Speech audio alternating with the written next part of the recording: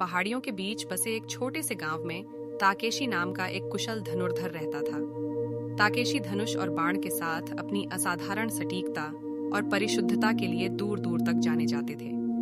लोग हर बार उसकी आंख पर वार करने की क्षमता से आश्चर्यचकित हो जाते थे, जैसे कि वह किसी अदृश्य शक्ति द्वारा निर्देशित हो। एक दिन एक युवा प्रशिक्षु ताकेशी के पास आया, जो उनके उल्लेखनीय कौशल के रहस्यों को जानने के लिए उत्सुक था। प्रशिक्षु ने पूछा, मास्टर ताकेशी, आप तीरंदाजी में इतनी महारत कैसे हासिल कर लेते हैं? आपका रहस्य क्या है?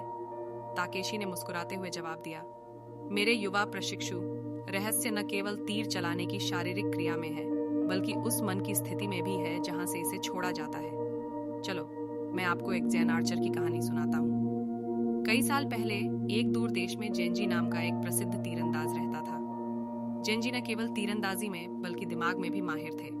उन्होंने समझा कि सच्ची महारत शरीर, मन और आत्मा के बीच गहरे संबंध से आती है। जेंजी आंतरिक शांति और स्पष्टता की स्थिति विकसित करते हुए ध्यान में घंटों बिताते थे।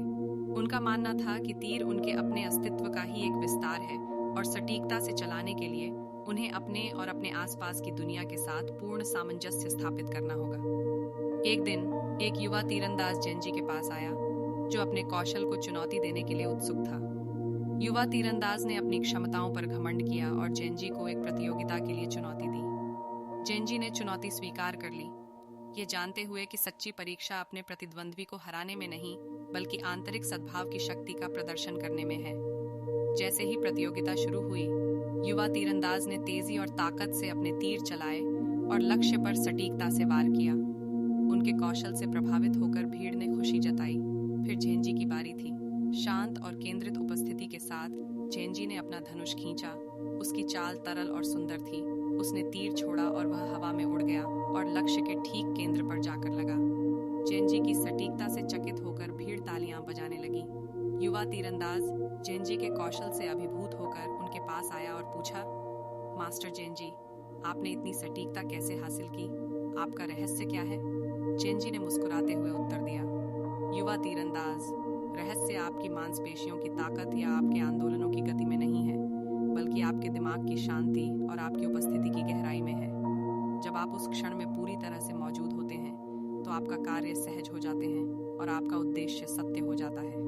याद रखें मेरे मित्रों कि महारत हासिल करने का रास्ता कोई मंजिल नहीं है, बल्कि जीवन भर की यात्रा है। सचेतनता के अभ्यास को अपनाएं, आंतरिक शांति विकसित करें और अपने कार्यों को गहरी उपस्थिति के स्थान से प्रवाहित होने दें। ऐसा करने पर आप न केवल एक कुशल तीरंदाज बन जाएंगे, बल्कि अपने जीवन के स्वामी भी बन जाएंगे। यदि आपको यह कहानी पसंद आई हो और आपने इससे कुछ सीखा हो, तो कृपया इसे अपने दोस्तों और अन्य लोगों के साथ साझा यानी शेयर और इस चैनल को सब्सक्राइब जरूर करें। एक बड़े खेल के फाइनल में हार गया। उसे बहुत ही निराशा हुई, लेकिन उसने अपने संघर्ष के बावजूद निरंतर मेहनत की और अगले वर्ष वह उसी खेल में विजेता बना। यह कहानी हमें यह सिखाती है कि संघर्ष करने और हार न मानने से हम सफलता की ओर बढ़ सकते हैं।